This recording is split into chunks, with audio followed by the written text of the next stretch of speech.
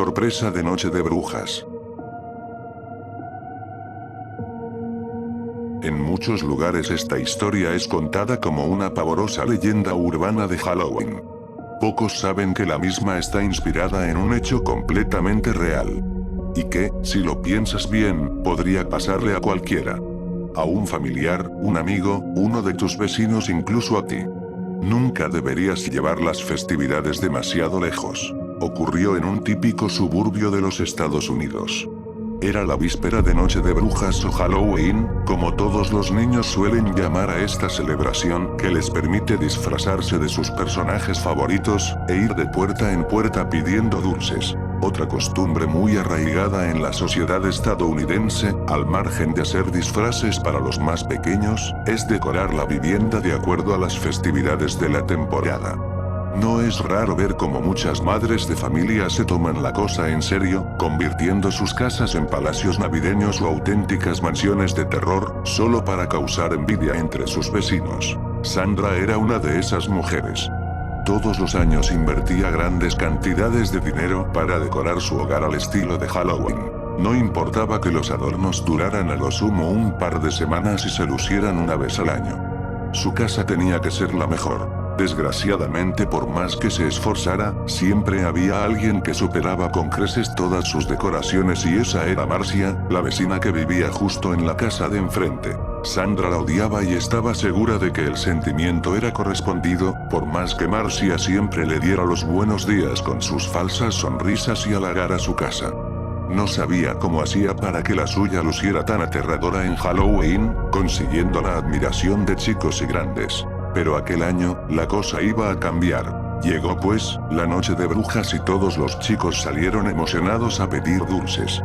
También se detenían para mirar las casas decoradas. La de Marcia era soberbia como siempre, sin embargo, esta vez parecía que Sandra por fin había conseguido superarla. Su vivienda se veía como una auténtica mansión gótica del terror, toda cubierta de telarañas y con linternas de calabazas brillando siniestramente en el pórtico. Pero lo más macabro, era el cadáver falso de una mujer, que colgaba del techo del garaje con una soga alrededor del cuello.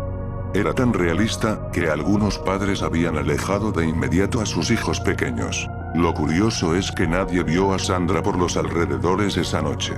No había salido a repartir dulces, ni a mofarse de la cara de incredulidad de Marcia. Al día siguiente, los vecinos notaron un feo olor que provenía de la casa de Sandra, específicamente del cadáver falso.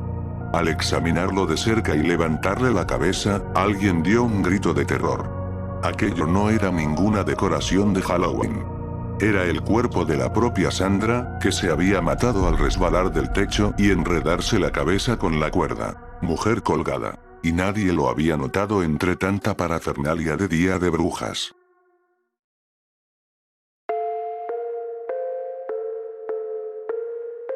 Historia para no escuchar en Halloween.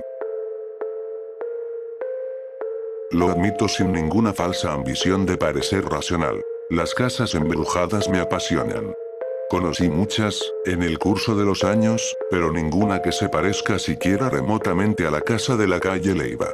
Según los testimonios de sus vecinos, cada noche de brujas ocurrían allí los hechos más increíbles, dato más que suficiente como para organizar una expedición de último momento. En la víspera de Halloween forcé la puerta de entrada.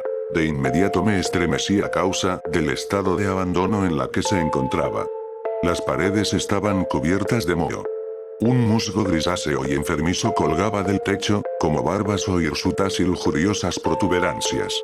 El hedor era tan espantoso, tan inmemorial, que incluso llegué a considerar la posibilidad de los ladrillos estuviesen en pleno proceso de descomposición. A cada paso encontraba señales de decrepitud. El sonido de mis propios pasos llegó a perturbarme tanto que me sentí un intruso, sí, y lo era, pero no ya entre fantasmas o vagas apariciones, sino un intruso en ese silencio letal de décadas y décadas de abandono. No hablaré de las presencias. Es demasiado horroroso, aún aquí, bajo la firme y segura y lógica luz fluorescente de un bar en las inmediaciones. No confío en mi mente para guiarme por las calles de Buenos Aires, no todavía. Después de todo, quizás mi destino sea regresar. Digamos, al menos, que esas presencias no se traducían en apariciones visibles. Parecían brotar de la negra putrescencia de los muros. Un vapor, quizás, una niebla fétida que se esparcía en el aire y teñía de un amarillo repulsivo la luz de mi linterna. Mi experiencia de largos años deambulando por monstruosidades edilicias me orientó hacia el dormitorio principal. La puerta era un recuerdo. Solo el marco estaba intacto, como fauces euclidianas que se abrían hacia la negrura absoluta. Me senté por un momento sobre un viejo y descolorido sillón. Traté de recuperar el aliento mientras barría los muros con el resplandor de mi linterna. La humedad había devorado gran parte del papel tapiz, incluso el revestimiento, dejando lánguidos colgajos que lentamente eran arrancados por su propio peso.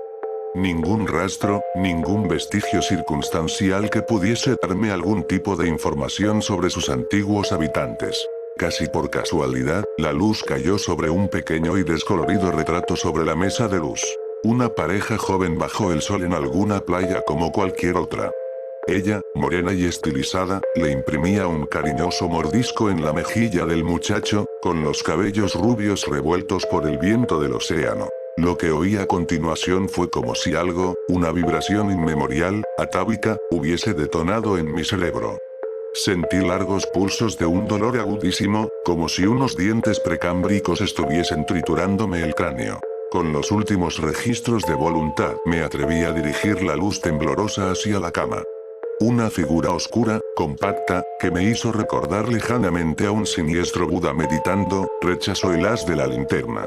No era una sombra, al menos en el sentido tradicional, sino algo de una negrura cósmica, absoluta, imperturbable. Sería una blasfemia intentar describir su voz. Después de todo, ¿qué palabras podría emplear?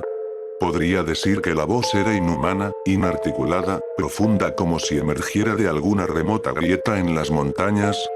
¿Podría acaso describir el chasquido licuefacto, ese masticar reseco, mecánico, como si estuviese royendo una vieja calavera? Baste decir que la oí, y que permanecí petrificado, alerta, enloquecidamente tenso. La figura pareció expandirse, como si se incorporara de esa diabólica postura del loto. Un brazo, creo, se separó lentamente de la masa amorfa y gelatinosa del torso. En el extremo de lo que bien podría haber sido una mano observé un objeto semiesférico, carcomido, como roído a dentelladas. Emitió entonces un sonido gutural, una horrorosa regurgitación que borboteó entre los muros y agitó los jirones de papel tapiz. Un mechón rubio, cubierto por una repulsiva sustancia verdosa, cayó a mis pies. Traté de incorporarme pero no pude. Sencillamente era incapaz de reunir la voluntad necesaria para gobernar mis músculos. Mi cerebro, en cambio, trabajaba a un ritmo frenético. Por fin, pensé, después de tantos años de peregrinar entre fraudes, entre espectros elusivos que luego se revelaban como efectos perfectamente naturales, había encontrado un fantasma, una verdadera casa embrujada. Encontrado, casa. No sé si la figura leyó mi mente o si el espanto de mi rostro era más elocuente que cualquier palabra humana, pero la voz volvió a hablar. Inarticulada, aspirando y exhalando la humedad enfermiza del aire. En ninguna casa hay fantasmas, y luego añadió, llevándose un dedo informe al corazón. Este es el sitio de las apariciones.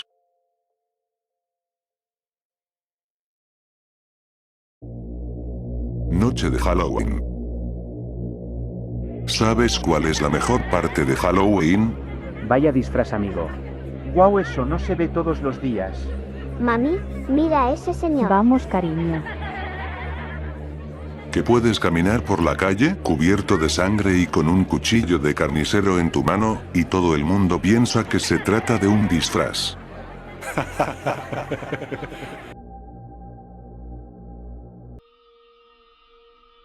¿Qué mejor día para morir que Halloween?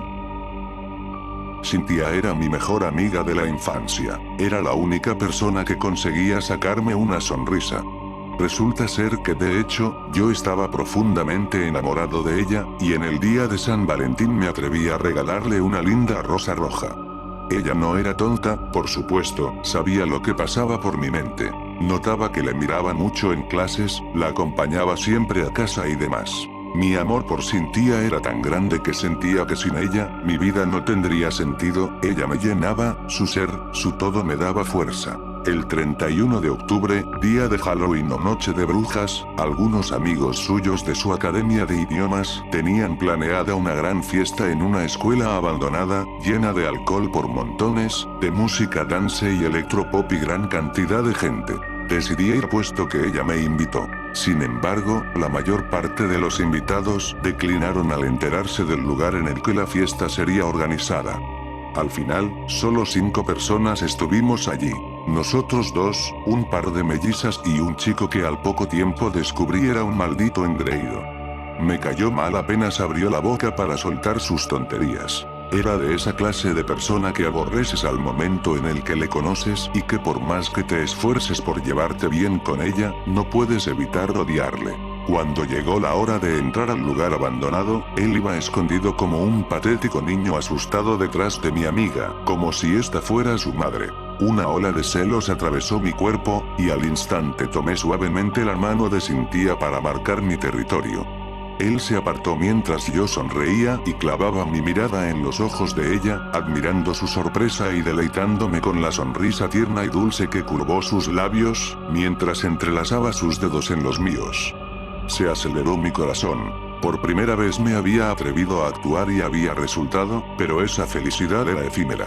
Al poco tiempo, nos perdimos en la oscuridad del viejo y dañado edificio. Encendimos las linternas para poder detallar un poco el lugar y al tiempo, ir a la planta de arriba. Entramos en un antiguo salón de música. Mesas y sillas estaban tirados en el suelo junto a los cristales rotos de las ventanas. Ráfagas de viento helado se colaban al aula y nos daban una sensación extraña. Debimos irnos en ese momento. Repentinamente, nuestros nervios se colmaron al ver cómo una de las mesas se alzaba en el aire y permanecía suspendida.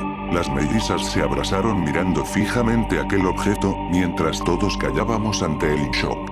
Sin previo aviso, la mesa le disparó a gran velocidad hacia el acobardado muchacho presumido. Golpeó su cabeza con tal fuerza que juraría haber escuchado su cráneo partirse. Cayó al suelo y al poco tiempo, dejó de agitar sus extremidades. La sangre brotaba de su cabeza, y sin detenernos más a contemplar el cadáver como idiotas, corrimos como alma que lleva el diablo. En la huida por las escaleras, una de las mellizas tropezó y se precipitó violentamente al suelo, muriendo al instante por el golpe.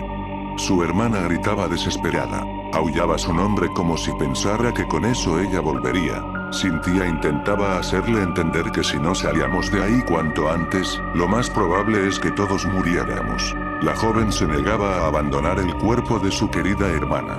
Intenté hacerla entrar en razón, pero parecía una tarea imposible. Vayan ustedes. Sean muy felices juntos. ¿Qué había escuchado? Eso mismo. Miré a la joven y entendí que hablaba en serio. Estaba aterrado. Mi mente estaba bloqueada, así que le hice caso. Tomé a Cynthia por el brazo y le hice correr conmigo tan rápido como nuestras piernas temblorosas nos lo permitieron. En el fondo sabía que algo malo estaba a punto de suceder. ¿Saben? Cuando piensen que están a salvo y que ya ningún mal los puede alcanzar, es cuando más deben pensar en escapar sanos y salvos. Nos detuvimos unos instantes a recuperar el aliento. El camino era más largo de lo que recordaba. Mis piernas apenas sostenían mi peso y no podía dejar de jadear. Apoyando mis manos en mis rodillas para tomar fuerzas, le di la espalda a Cynthia solo un momento. Me incorporé. Lentamente puse mi espalda recta y me volteé hacia ella. Algo extraño había en sus ojos. Vacío. Estaban completamente blancos, y su rostro tomaba el mismo tono. Veía a esa tierna chica volverse similar a un espectro al estar poseída por algo desconocido, pero no daba crédito a mis ojos de que en verdad sucedía. La abracé buscando que volviera en sí, pero todo lo que sentí no fue su calidez, sino el frío del enorme trozo de cristal con el que me había apuñalado en el pecho. Miré al suelo perdiendo mis fuerzas y detallé los demás vidrios en este. Seguro tomó uno cuando me di la vuelta, pensaba que esto era una historia de amor, en verdad estaba convencido de ello. Sin embargo, Cada día que paso vagando por los largos pasillos de esta escuela maldita y de historia olvidada, voy detallando cómo mi romance se convirtió en simple drama, fuerte suspenso y cruda tragedia.